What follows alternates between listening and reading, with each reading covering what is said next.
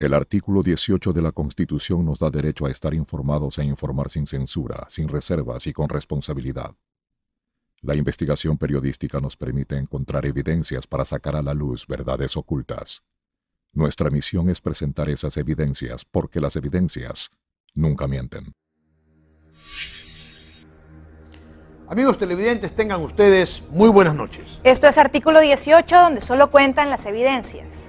Hoy recordaremos dos casos de corrupción ocurridos durante la década pasada y que aunque ya cuentan con sentencias, estas no han podido ejecutarse en su totalidad, ya sea porque los procesos se encuentran estancados o porque los principales acusados se fueron del país y la justicia no ha podido encontrarlos. Estos casos son el famoso Comecheques, que involucra al exministro de Deportes Raúl Carrión, y el de Dusak Kofiek Pedro Delgado. Así es, Rafael. Primero vamos a hablar del caso Carrión y otros, comúnmente recordado como caso Comecheques, por una peculiaridad anecdótica. Fue uno de los primeros casos de corrupción de los que se tuvo conocimiento y en él estuvieron vinculados altos funcionarios de una cartera de Estado. El entonces ministro de Deportes Raúl Carrión, el director de Gestión de Infraestructura Deportiva Patricio Sánchez Torres y el asesor del ministro Carrión Fernando Moreno Viana. Precisamente este último, durante uno de los allanamientos realizados, intentó comerse unos cheques. Veamos. Transcurría el año 2008, segundo año de gobierno del expresidente Rafael Correa, cuando el escándalo tocó la puerta. Raúl Carrión Fiallos, entonces ministro de Deporte, y sus asesores más cercanos fueron acusados de varios delitos respecto al uso de recursos públicos. La Unidad de Gestión de Seguridad Interna de la Presidencia de la República, bajo la dirección de José Luis Cortázar, había determinado un presunto enriquecimiento ilícito en el Ministerio de Deportes, cartera de Estado que fue creada en enero de 2007, por lo que Fiscalía solicitó orden de prisión preventiva para 3 funcionarios. La detención de Fernando Moreno fue anecdótica. Se dio la tarde del 1 de diciembre de 2008 en la ciudad de La Urdesa, en el norte de Guayaquil. Según la oficial María Galárraga, quien lo detuvo y testificó en la audiencia, Moreno llevaba cerca de $50.000 en efectivo y 3 cheques por más de $9.000 cada uno, los cuales intentó comerse al ser arrestado. Una vez detenido, fue trasladado a Quito, donde se allanó su domicilio. Los agentes encontraron una funda de basura llena de billetes en el closet, además de efectivo camuflado en el forro de un mueble y otros cheques firmados al portador. La suma de todo esto ascendía a unos $240.000 en efectivo y $973.000 en cheques. Pero eso no fue todo. Esa misma tarde también se arrestó al comerciante Mario Atilio Montevideo Monroy en Quito y al contratista deportivo Fausto Padilla Ceballos, quien días después salió en libertad condicional. El 3 de diciembre el Ejecutivo aceptó la renuncia de Raúl Carrión y encargó momentáneamente la cartera de Estado al entonces ministro de Cultura. La Contraloría General del Estado investigó los contratos suscritos por la cartera de Estado durante los años 2007 y 2008 y estableció indicios de responsabilidad penal en contra del exministro de Deportes Raúl Carrión, 2 de sus colaboradores y 5 contratistas de esa cartera de Estado. Por eso, el contralor encargado, Eduardo Muñoz Vega, entregó formalmente la denuncia a la Fiscalía el 23 de diciembre de 2008. Según el documento de Contraloría, había irregularidades en 5 contratos correspondientes a la remodelación, ampliación y realización de varias obras en el estadio Tito Navarrete en la ciudad de Macas, provincia de Morona, Santiago, donde se realizaron los Juegos Nacionales de ese año. Contraloría también emitió un informe determinando presunciones de responsabilidad penal por la construcción de 2 proyectos de los centros de formación deportivos construidos en Río Verde, provincia de Esmeraldas, y en Carpuela, provincia de Imbabura. El proceso en contra de Raúl Carrión se dividió en 12 juicios. De estos, solo 4 tienen sentencias, ninguna de ellas ejecutoriada. Si yo tengo 12 procesos por peculado y voy a ser sentenciado o no por uno de ellos, será 1 y los otros 11 no existen jueces. 12 por 3, 36 y solo hay 9 jueces penales. El 20 de mayo de 2014, el Tribunal Penal de la Corte Nacional de Justicia declaró culpable del delito de peculado atenuado al exministro de Deporte y lo sentenció a 3 meses de prisión y el pago de $190 de multa. Al exdirector de Gestión de Infraestructura Deportiva encargado, Patricio Sánchez, también le impuso 3 meses de cárcel, mientras que al exasesor Fernando Moreno le dictó la pena de 1 año. La sentencia no estuvo exenta de polémica y más tarde fue apelada. Incluso el propio presidente Rafael Correa se refirió al hecho y pidió disculpas por lo ocurrido. Somos los primeros en apoyar que los casos de corrupción se investiguen y se sancionen. Y es una lástima y pedimos disculpas al pueblo ecuatoriano que fue un acto de corrupción que sucedió en nuestro gobierno. Yo les puedo garantizar que jamás vamos a tolerar corrupción. No les puedo garantizar que jamás pase un caso de corrupción.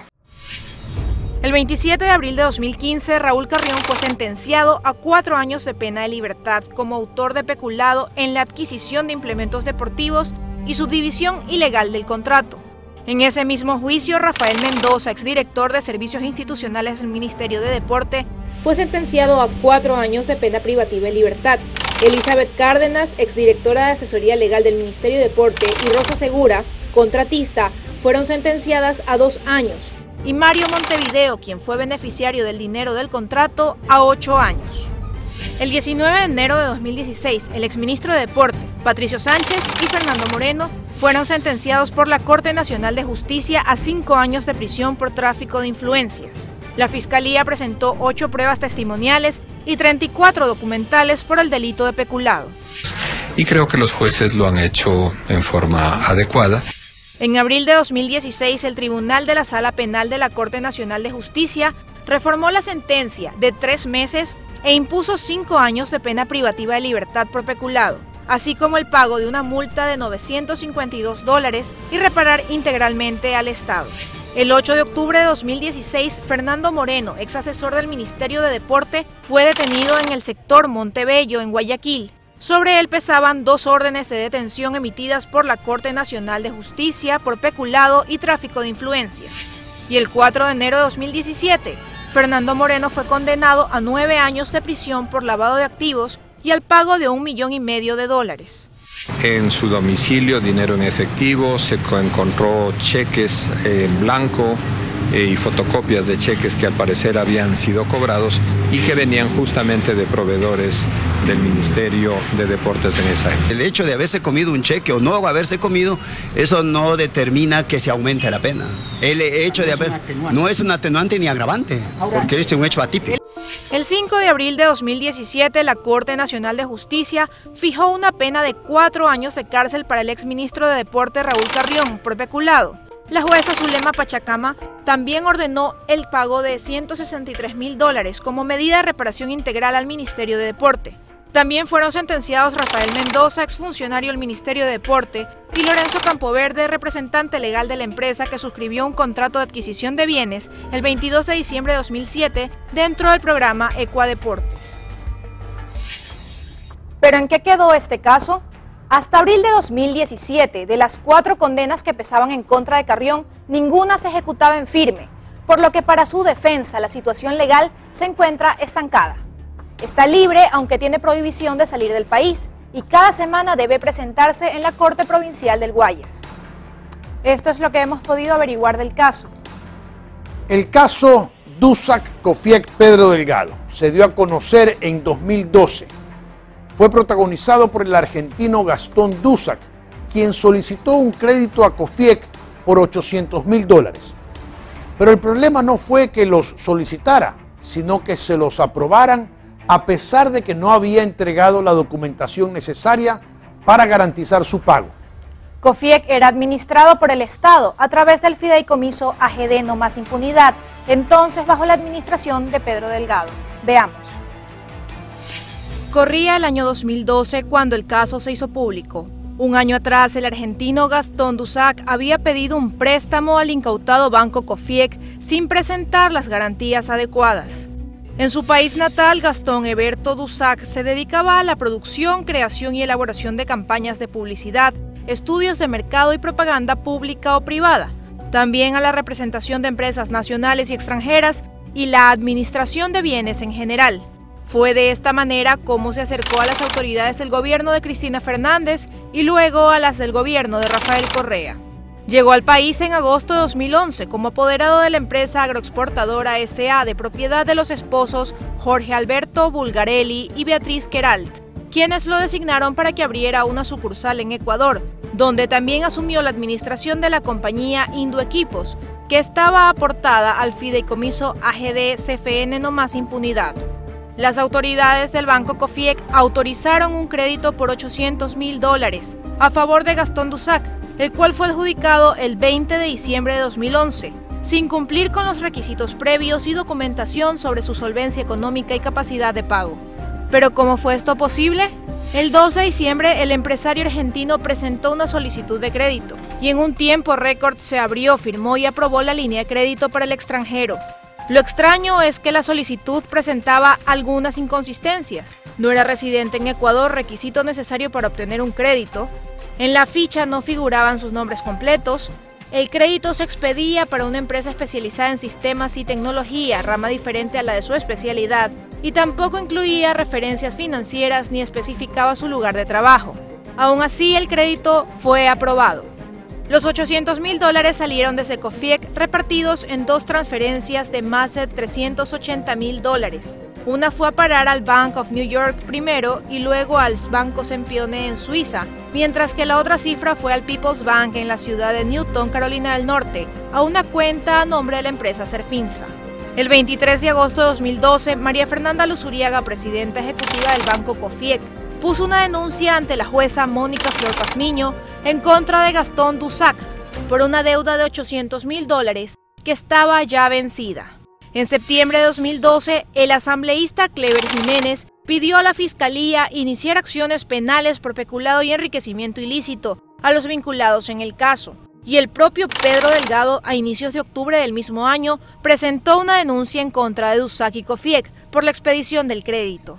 El escándalo fue tal que el 26 de septiembre de 2012, el presidente Correa anunció que María Fernanda Luzuriaga había sido despedida como presidenta de Cofiec por filtrar información. Sin embargo, un mes después, el 20 de octubre de 2012, el mismo Correa le pidió disculpas públicas por la acusación que hizo. Sin embargo, tengo que rectificar, porque obviamente pues los informes eran en base a la información que un asambleísta, pues que todos conocemos, ¿no?, de esos semidelincuentes que existen, poseía, y era la única que tenía esa información, era la señora Luzuriaga. Pero lo que no sabíamos es que se habían robado los mails, pues, los mails de Pedro Delgado, los mails de la señora Luzuriaga. Entonces, eso que justifican estos asambleístas para hacer daño al gobierno, se robaron los mails, por eso es que tenían esa información. Hemos verificado que la señora Luzuriaga no pasaba información, sino que se le robaron sus mails. Entonces, tenemos que corregir esto. Aquí se ha hecho un gran daño y no tenemos ningún reparo en reconocerlo. Pedimos 1000 disculpas a la señora María Fernanda Luzuriaga. Ojalá pueda volver a su puesto a Cofiec, si no, hay muchos puestos donde se necesitan patriotas y gente capaz como ella, ¿no? El 27 de septiembre de 2012, el caso llegó a la Asamblea. El Consejo de Administración Legislativa solicitó a la Comisión de Fiscalización que realice una investigación sobre las operaciones de crédito otorgadas a Dusac y empresas relacionadas a él, y que presenten un informe sobre ello en un plazo de 30 días. Dentro de este proceso, varias de las personas vinculadas acudieron a comparecer a la Asamblea. El 3 de octubre de 2012, Pedro Solines, entonces superintendente de bancos, confirmó la existencia de anomalías en el préstamo de Cofiec a Gastón Dusac. Días más tarde, un audio de la sesión del Comité de Crédito salió a la luz y en él se podía escuchar que intervenían Antonio Buñay, expresidente de Cofiec, Jacqueline Jiménez, gerente de riesgo, entre otros funcionarios. Con los documentos está que son ninguno, yo no sabía recomendar nada, simplemente tendría que excluirlo. ¿Tendría qué? Solo tendría que excluirlo, porque no hay ningún documento que evidencie lo que estamos haciendo. Usted tiene una fuente de repago certera. No tengo. ¿Sí la tiene? No tengo. La fuente de repago es certificado. No pudimos, pero son solo palabras. ¿Qué o sea, cosa? El certificado de depósito son solo palabras. No, pero ahorita nunca pudo hacer la verificación donde seguro siempre que por supuesto los certificados estén endosados se trata. Por eso, en todo caso yo podría decir que, tomando sus palabras, que la fuente de pago es certera siempre y cuando... Por eso. Podríamos decir eso. Siempre que se encuentren los certificados siempre cedidos a Banco Cofiec. Porque en realidad la verificación telefónica que no pudo hacer ahorita, entonces estamos creyendo el 100% de lo que está diciendo el señor. Y yo a ver, mi preocupación radica en que donde yo trabajaba antes, personas de la superintendencia de bancos le estafaron a la institución financiera donde yo trabajaba en $1.200.000 con documentos falsos. Entonces, a mí sí, en realidad me da susto por la experiencia que yo he tenido. Básicamente. Pero la experiencia que usted tiene no necesariamente significa que se tenga que repetirla. El 29 de octubre de 2012 se presentó el informe borrador de la investigación realizada por la Comisión de Fiscalización. El texto concluyó que hubo negligencia de los directivos y funcionarios que aprobaron el crédito a favor de DUSAC, pero se abstuvo de llevar a Delgado a juicio político, ya que la investigación no logró determinar la participación de funcionarios públicos sujetos a la acción de control por parte de la Asamblea. Ninguno de los funcionarios, ni de los que permitieron el desembolso, ni de los que aprobaron, están sujetos ni a control político ni a juicio político. El 12 de marzo de 2015, la Corte Nacional de Justicia inició una audiencia de juzgamiento en contra de 9 personas a las que se acusaba de peculado como consecuencia del crédito otorgado a DUSAC. El 10 de marzo de 2015, el caso perdió a su denunciante. María Fernanda Luzuriaga murió en un accidente de tránsito en Quito cuando el vehículo que conducía se estrelló contra la montaña cerca del puente de Guápulo y quedó incrustado debajo de un poste de alumbrado eléctrico entre La Cuneta y La Peña. Finalmente, el 9 de abril de 2015, Pedro Delgado y Gastón DUSAC fueron sentenciados a 8 años de reclusión mayor. La misma condena recibieron Francisco Endara, exintegrante de la Secretaría Técnica del Fideicomiso AGD, Marcelo Ordóñez, exgerente financiero del Banco Cofiec, Pedro Zapac, expresidente de Seguros Rocafuerte y Antonio Buñay, expresidente de Cofiec. El Tribunal Penal de la Corte Nacional de Justicia también ordenó que los procesados, excepto DUSAC, paguen más de $624.000 de manera subsidiaria como compensación al Estado. En tanto que Patricia Sandoval y Jacqueline Jiménez, aunque fueron halladas culpables en calidad de encubridoras, no recibieron orden de prisión debido a que el nuevo Código Orgánico Integral Penal no contempla la participación como encubridor. El 23 de febrero de 2017, la sentencia de 8 años de prisión para Pedro Delgado fue ratificada en instancia de casación. Sin embargo, esta no ha podido aplicarse porque Pedro Delgado se encuentra en Miami desde diciembre de 2012. Este no es el único proceso que enfrenta a Delgado, ya que al de peculado se suma otro proceso por enriquecimiento ilícito. De los 6 sentenciados, uno fue liberado gracias al indulto presidencial. Se trata de Antonio Edmundo Buñay Don Gilio, expresidente de Cofiec. El 16 de mayo de 2017, el presidente Rafael Correa le otorgó el indulto mediante decreto ejecutivo, librándose así de los 8 años de reclusión mayor ordinaria. Concédase el indulto presidencial a favor del señor Eduardo Edmundo Buñay Don Gilio, el cual consiste en el perdón de la pena impuesta, manteniéndose la sanción pecuniaria. La extradición de Delgado y DUSAC ha sido una promesa recurrente desde 2014. Ahora vamos a insistir en esta extradición de Argentina. El lunes vamos a solicitar por un segundo caso la extradición del señor Pedro Delgado, que está relacionado justamente al caso por el cual estamos solicitando la extradición del señor Gastón DUSAC. El uno con la República Argentina y el otro pues con los Estados Unidos de Norteamérica. Vamos a pedir que esto sea comunicado a las autoridades norteamericanas para seguir impulsando la extradición del señor Pedro Delgado. Nosotros tenemos un tratado internacional con la República Argentina, por lo tanto creemos de que Argentina, con la sentencia que hoy hemos obtenido, autorizará la extradición del señor DUSAC. Ecuador cambió de fiscal y aunque en mayo de 2017 Carlos Vaca Mancheno solicitó el inicio del proceso de extradición de Pedro Delgado, esta vez por un segundo proceso judicial por presunto enriquecimiento ilícito, los resultados no fueron mejores que los de su predecesor. Parte de un informe de la Contraloría General del Estado que establece que el señor no ha justificado sus ingresos y los montos que se han movido en sus cuentas. Aproximadamente $1 millón, entre bienes supuestamente adquiridos y movimientos financieros. En la más reciente visita del vicepresidente de Estados Unidos, Michael Pence, al Ecuador, uno de los temas a tratar fue el de la colaboración en cuanto a materia judicial, así como la lucha contra la corrupción. Luego de que el presidente Lenín Moreno se reuniera con el segundo mandatario estadounidense, el secretario de la presidencia, Juan Sebastián Roldán, manifestó en una rueda de prensa que más de 44 ciudadanos que están en ese país serán pedidos en extradición para que sean sometidos a la justicia ecuatoriana, entre ellos el propio Pedro Delgado. A pesar de que las extradiciones de Pedro Delgado y Gastón Dusac están en trámite desde hace algunos años, estas aún no se cumplen. Nos han dicho durante una década prohibido olvidar. Eso hacemos aquí en Artículo 18. Refrescar la memoria de los ecuatorianos para que nunca se olviden lo que ocurrió la década pasada. Esto ha sido todo por hoy en Artículo 18. Nos vemos la próxima ocasión.